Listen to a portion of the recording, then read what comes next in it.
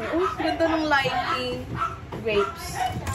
Ano na pa ang naghahanap ng mai-snack? Ay, pinaano ni tita yung dalawang tray. Kasi daw, mga bata. Alam mo, gusto kong kainin ko ng alam ko. Pag uwi ko, magluluto pa ako ng sardines. Yung kulay puti, makarel ba yun? Isa ba? Yummy. Pan lang to nung dalawang bata. Uy, pukay. Natikman ko yung ano, dati nakikita ko lang kila Benji yung cotton candy grapes. Yung galing sa Costco. Totoo nga, lasang cotton candy. Pero hindi lahat ng grapes. Siyempre. Pero, let's see.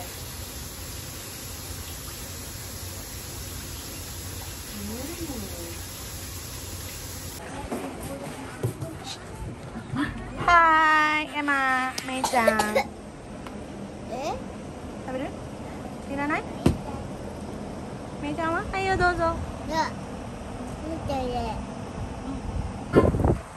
Wow, suzushi. Ah.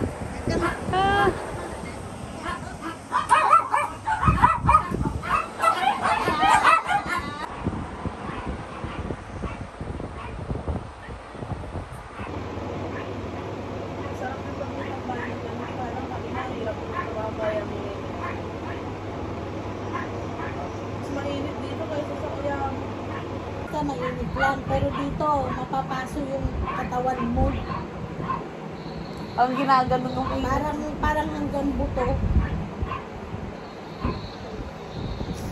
Yata pa rin yung bata dyan dahil sa aircon. Naririnig mo kami? Dito naman kulimlim. Paano mangongongo nakatapat sa electric? Kaya. Mama yung ilaw, grabe oh. Spotlight.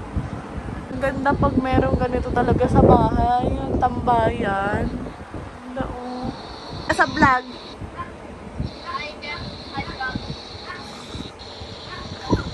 Love you. Oh, ligo na kayo. Okay, love you. Oh, asa si Papa? Sige, ingat. Okay, bye. Love you. Hi kayo daw, guys. Hi, guys. Okay, bye-bye. Malayo. Guys. Ang itim mo na. Oo. Okay. Black beauty na. Bye. Okay. Ingat kayo. Check to. Okay, bye-bye. Okay, Love you. Okay. Okay. Ay, ate, nagugutom. Ay, 30 pa lang eh. Ay, naku-schedule ang day di mama. Mayroon. Kahit man po sa Grabe mo mo siya. Ako mo may kita. Hawak ko na. Wala tayo ipapamalit dito. Saan po tayo nabubuhay, diyan po may kumikita, diyan po lang tayo mapagkain ng pang-araw-araw. Tapos po natin i-promote po yung portion. Gugutom na yun. Ayaw nga. Nimuluwa. Wala na ipapalit. Kasi hindi pa namuluwa. Binabakal ko lang. Kailan ba ang istorya dito talaga? It's so refreshing. Ay, baby. Pag hindi mo makikita mo to sa vlog, matanda na sa tita. Nasa gusto ko na po. At saka naman din yung mga babies. Thank you very much. Hindi, ang cute, mama. Ang bango. Mukha akong nanganak sa'yo. Nung tawag ng lola mo sa'yo. O, di ba nanahimik ka sa pacifier? Naka-schedule yung dede mo, eh. Every 2 hours? Ha? Hindi ko tikin dede. Dede. Patay tayo dyan pag nasanay ka ng karga. Sarap. Yan siya din ang latest baby na nahawakan mong baby pa. Diba? Kasi sila may nung nahawakan natin, ano na eh. Ilang buwan na eh. Ano kay Papa? Tahimik. Pero nabaga, hindi umiiyak. Kaya Papa, babawi yan pag laki. Talagang singaw mo bumawi. Pasok ang pagkasin. Pasok ang pagkasin dapat Mama, smiley ka. Baby ko to. Apple. Bagong panganak na naman ako. Tingnan mo, oh. Hindi pa. Ay, Ayaw mo pag nagsasalita. Okay. Oh, hi. Gutom na eh. Hi.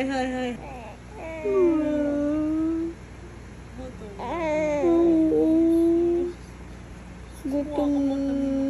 Alam mo lang sa video, ganyan ka lang naman kalaki. Ay, sus. Ako kawawa naman. Uy, baby naman. Basta tawa. Baliw lang. Oh, sabi niya, buti naman may nasisip-sip na ako.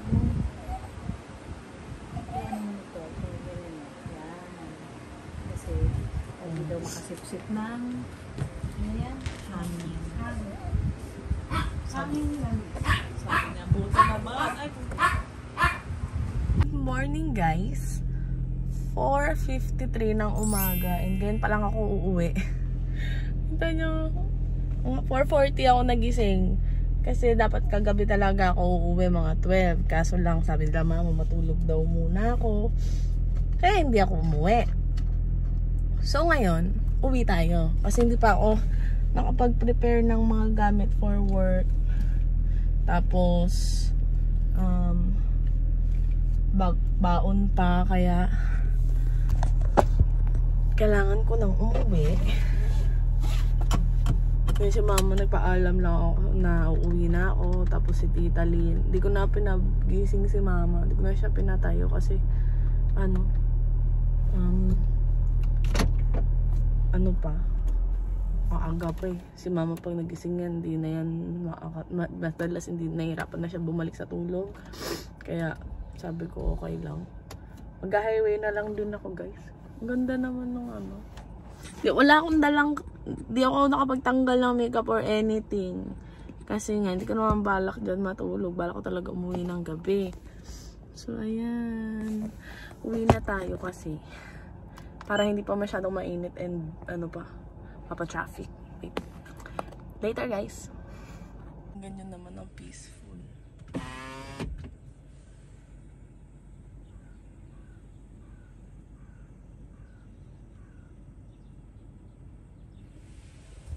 Ang ganda ng tunog. Bahay na ako guys. Napagpalit ko na yung mga sasakyan kasi ginawa ko na ngayon kaysa mamaya. Kasi alam kong magmamadali na naman ako. And yeah, mag-isa na naman tayo sa bahay kasi si mama nandun kay tita. Hinuhugot ko sa saksakan kong mga namin para hindi ko na chine-check lahat ng saksakan. Isang hugutan. 4 hours yung ko makeup ko sa mukha ko. Sakto, 24 hours. Galing. Very good. Bakit nga pag nagpapagupit tayo, akala mo nagbabago yung itsura natin? May ako kahapon. Bawo ko.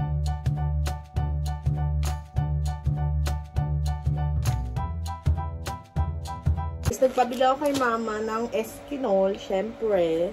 And nagpapabili sana ako ng Safeguard na Dermasense Acne Prone Skin. Wala na daw. Sabi ni mama, ang daming variant doon pero walang ganun. Sabi pa daw ni tita, wala naman daw atang ganun. Kasi hindi pa daw siya nakakita ng ganun. And wala na ata. Sa website, meron ng Safeguard pero sa Watsons, wala din. Kaya, mutik pa ako mag-beast mode kasi feeling ko kailangan ko yun. And then, alam ko naman, hindi naman kasalanan ni mama, pero medyo ko kasi yun yung sabi ko kay mama, Eskinol, Dalasim C at saka Safeguard. Okay na makalimutan lahat ng bilin ko. Wag lang tong mga to. As you can see, mukhang ang dami nating pagbe-breakout dyan, pero kung tutusin, 2 lang yung active dyan. Scars na yung iba. So, ito, binili ni mama tong Dalasim C sa generic pharmacy. And diba, ang alam ko, bawal talaga to ng walang reseta. So, pero pinagbilihan naman si mama. And syempre, generic to guys. Clindamycin. Sabi, antibacterial. Ito rin naman daw yun. Kaya it's okay. Basta antibacterial. I'm good. 14 to guys. Ang kulay purple dati yung binibili ko. Pero gusto ko talaga malaking Eskinol nilalagay. Feeling ko, diba? Sana mabuksan ko siya. Yung iba talaga, diba, ayaw ng Eskinol kasi harsh daw sa skin. Pero guys, depende na lang sa skin mo. Kasi sa akin, nung nirecommend to, umukay talaga siya. Ginagamit ko guys yung clear. Ayoko nung may beads. Kasi bata pa ako naririnig. Si mama gumagamit nito nung bata pa ako. Hindi siya, ayaw naririnig ko, ayaw niya nung may beads kasi daw magaspang sa mukha. Pero yan. Kasi ito guys, hindi siya gagaspang. Basta i-shake mo lang maigi. Kung ano kaya to? Ilang ano ang expiration. 2025, okay. Tagal pa yan. Pero guys, kasi yung ganito, tumatagal naman to ng months. Skincare na rin ako guys, kasi sabi ko, pag kumain ako, nagluto, pag napagod, baka hindi na naman ako mag-skincare and feeling ko, dumi-dumi ko na. Dumi-dumi na ng face ko. Yan. Ano yan? Pag-uwi. Dami na liligpit. Sana naman makapag-edit ako. Please naman. Binigay ko kasi kay mama yung Nature Republic kung sunscreen kasi wala daw siyang sunscreen. And sabi ko bibili na lang ako. And nasa well siya na kami kahapon dahil bumili kami ng pang diba, PCR. Tinamad na akong bumalik kasi ang daming tao sa list. So, ayan. Ayan tayo ngayon. Wala akong sunscreen. So guys, kapag desisyonan ko na bukas na lang after work ako bibili ng sa Nature Republic na sunstick kasi wala na akong nagugas na ako ng paa, magpapalit pa akong damit, etc. Eh, sabi ko, okay na yan, isang araw lang naman. Sana maalala ko tomorrow. Kain tayo guys!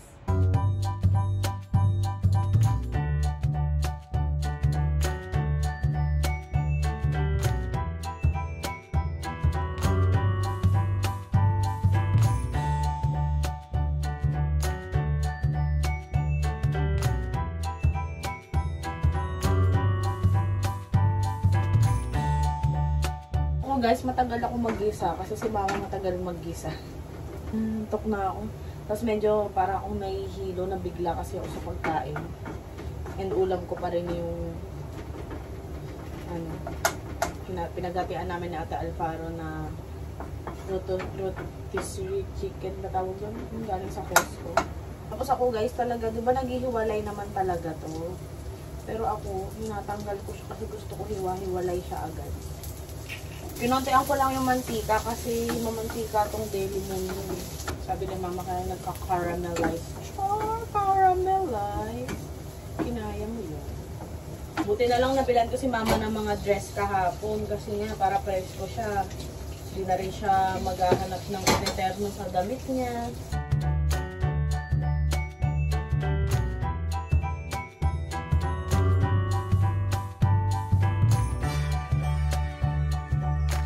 Kahapon, very good naman ako guys kasi binilang ko si mama ng mga diba, mga dress.